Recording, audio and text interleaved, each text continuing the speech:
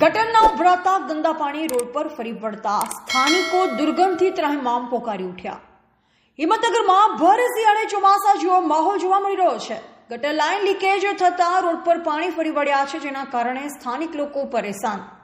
આગામી સમયમાં ગટરનું ગંદુ પાણીની સમસ્યા હલ નહીં થાય તો મચ્છર મલેરિયા જેવા રોગોને આમંત્રણ આપવાની સ્થિતિ સર્જાશે।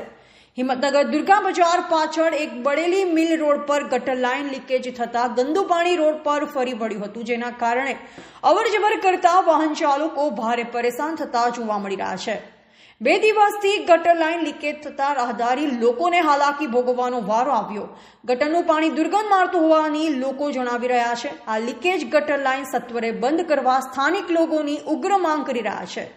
જો આ ગંદુ પાણીની સમસ્યા સત્વરે હલ કરવામાં નહીં આવે તો આગામી સમયમાં કોઈ મોટો રોગચાળો ફાટી નીકળે તો નવાઈ નહીં।